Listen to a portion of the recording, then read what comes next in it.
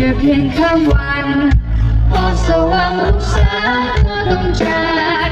ต่างต้องออกเดินทางไปอีกไกลแสนไกลแต่ฉันจะฝากความรักไว้ที่เธอเมื่อเธอเดินทางให้เธอติดตัวไว้ไม่ดุลคิดถึงเธอแม้นานเท่าไรไม่ว่ายังไงเรายังจะกลับมาพบกันขอบคุณทุกท่านครับท่านใดที่เดินทางกลับบ้านก็ขอให้เดินทางโดยสวัสดิภาพหลวงพ่อมาดูคุ้มครองสำหรับทุกท่านครับ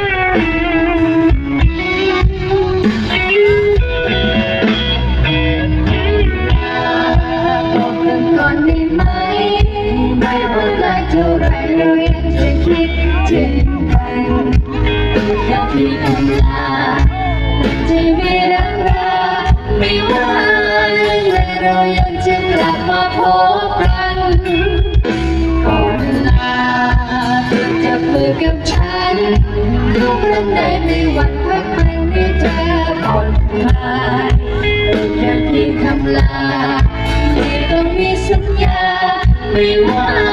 ยังไงเรายังจะกลับมาพบกันก่อนจากวันคืนนี้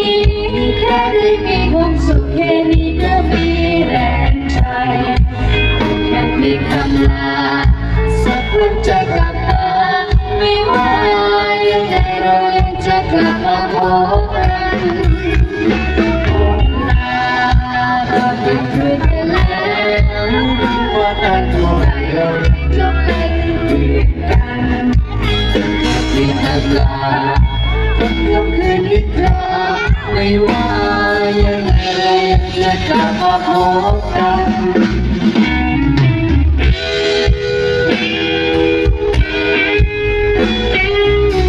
ขอบคุณครับขอบคุณทุกท่าน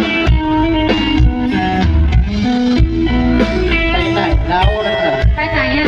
กลับบ้านเราไม่เป็นยังไม่ได้จบเพลงยังนะยังร้องแล้วไหมจุดไม่หวานร้องแล้ว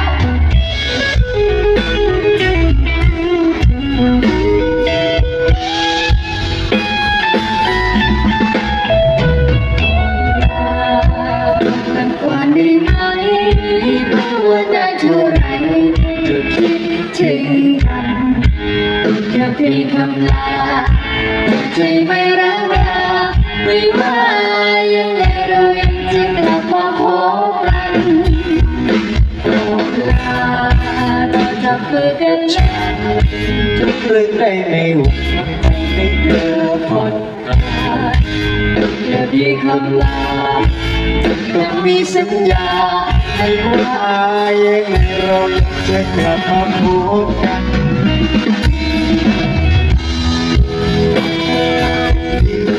มีแค่ได้มีความสุขแค่นี้ก็มีแรงแค่เพียงคำลาสักวันจะกลับมาไม่ว่ายังไงเรายังจะกลับมาพบกันเราเป็นเพื่อนกันแล้วไม่ว่านานเท่าไรยังไงก็เป็นเพื่อนกันลาทุกครั้งคืนอีกครั้งไม่ว่า